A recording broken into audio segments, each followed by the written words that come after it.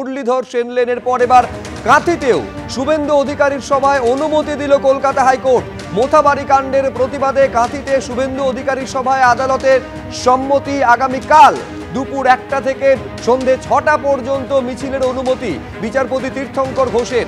প্রাথমিকভাবে 1 এপ্রিল মিছিল করতে চেয়ে পুলিশের কাছে আবেদন জানায় বিজেপি। বিকল্প তারিখে মিছিল করার জন্য বিজেপিকে পাল্টা প্রস্তাব দেয় পুলিশ। আগামীকাল মিছিলের জন্য অনুমতি দিয়েছে পুলিশ। আদালতে এই কথা রাজ্যের তরফে আজকে জানানো হয়েছে। দুপুর 1টা থেকে রাত 8টা পর্যন্ত মিছিলের আবেদন জানিয়েছিল বিজেপি। দুপুর 2টো থেকে সন্ধে 6টা পর্যন্ত অনুমতি দিতে চেয়েছিল পুলিশ। সময়ের পরিবর্তন করে শুভেন্দু অধিকারীর মিছিলের অনুমতি দিল কলকাতা হাইকোর্ট। এই মুহূর্তে যে ছবি আপনারা দেখতে পাচ্ছেন, এই মিছিলের অনুমতি প্রথমে কলকাতা হাইকোর্ট দেয়, যে মিছিলের অনুমতি পুলিশ দেয়নি। এরপর মোথাবাড়ি নিয়ে কাঁথিতে শুভেন্দু অধিকারীর আরেকটা মিছিল, তার অনুমতিও কলকাতা হাইকোর্ট দিল। সৌভিক মজুমদার আমাদের প্রতিনিধি আরো বিস্তারিত এই নিয়ে বলতে পারবেন। সৌভিক, কি হলো কলকাতা হাইকোর্টে অনুমতি দিতে গিয়ে মহামান্য বিচারপতি কি বললেন?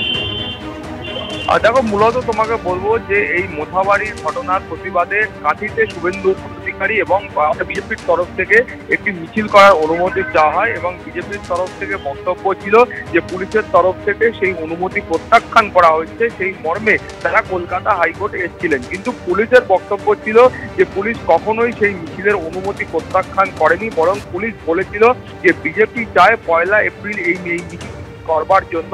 পুলিশের প্রস্তাব ছিল যে 1 এপ্রিল নয়, এই মিছিলকে অন্য যে কোনো দিন করা হোক, এবং সেই সময় বিজেপির তরফ থেকে তাদের কাছে উত্তর দেওয়া হয় এবং বিজেপির তরফ থেকে পাল্টা উত্তরে তাদেরকে বলা হয় এপ্রিল মাসের 3 তারিখ অর্থাৎ আগামীকাল সেই মিছিল করবার জন্য। এবং এরপরেই পুলিশের বক্তব্য যে পুলিশের তরফ থেকে অনুমতি দেওয়া হয়, কিন্তু বিজেপি চেয়েছিল যে দুপুর 1টা থেকে রাত 8টা পর্যন্ত এই কর্মসূচি করবার জন্য, কিন্তু পুলিশের তরফ থেকে সেই সময়সীমাটাকে বেঁধে দেওয়া হয় এবং বলে দুপুর 2টো থেকে সন্ধ্যে 6টা পর্যন্ত যেন বিজেপি এই কর্মসূচি করে। এরপরেই বিজেপির তরফ থেকে তারা কলকাতা হাইকোর্টে আজকে বলেন যে এই যে সময়সীমা যেটা পুলিশের তরফ থেকে বেঁধে দেওয়া হচ্ছে, সেই সময়সীমাতে কিন্তু বিজেপি খুশি হয় এবং বিজেপি এই সময়ের মধ্যে তারা গোটা কর্মসূচি শেষ করতে পারবে না বলে কলকাতা হাইকোর্টের কাছে আবেদন জানায়। এবং তারপরে মাননীয় বিচারপতি তীর্থঙ্কর ঘোষ তিনি দুপক্ষের যে সওয়াল জবাব ছিল সেটা বিচার বিবেচনা করে তিনি দুপুর 1টা থেকে সন্ধ্যে 6টা পর্যন্ত এই মিছিল এবং কর্মসূচি করবার জন্য অনুমতি দিয়েছেন। ফলে তার পাশাপাশি বলা হয়েছে যে নিয়মকানুন থাকে এই ধরনের কোনো কর্মসূচি বা মিছিল করবার ক্ষেত্রে সেগুলো সমস্তটা মেনে এই কর্মসূচি আগামীকাল বিজেপিকে করতে হবে। ধন্যবাদ সৌভিক।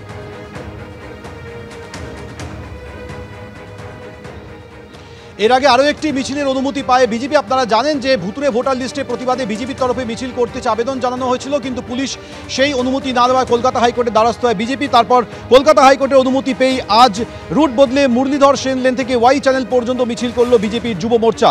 ভুতুরে ভোটার লিস্টের প্রতিবাদে আজ হাইকোর্টের অনুমতি পেয়ে মিছিল করলেন শুভেন্দু অধিকারী। সেই মিছিলের ছবি আপনার সামনে রেখেছি, আর এই মিছিল থেকে ফের হুঙ্কার দিয়েছেন শুভেন্দু অধিকারী।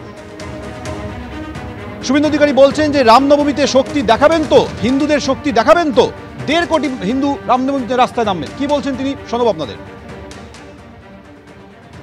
আর কয়েকদিন পরেই রামনবমী, শক্তি দেখাবেন তো, দেখাবেন তো শক্তি, শান্তিপূর্ণ ভাবে দেখাবেন। জয় শ্রীরামের গুঞ্জ উঠবে, চারিদিকে গুঞ্জ উঠবে। 1 কোটি তো বলেছিলাম, এখন বলছে 1.5 কোটি। কেউ বাড়িতে থাকবেন না, সবাই নামবেন, ধ্বজ নিয়ে নামবেন। হিন্দু তাকত দেখাবে, হিন্দু তাকত দেখাবে।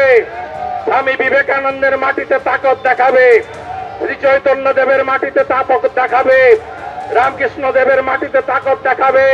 এই মাটি রক্ষা করার দায়িত্ব আপনার আমার সবার, সমস্ত সনাতনী রাষ্ট্রবাদীর। এ লড়াইটা আমরা জিতবো, এ লড়াইটা আমরা জিতবো।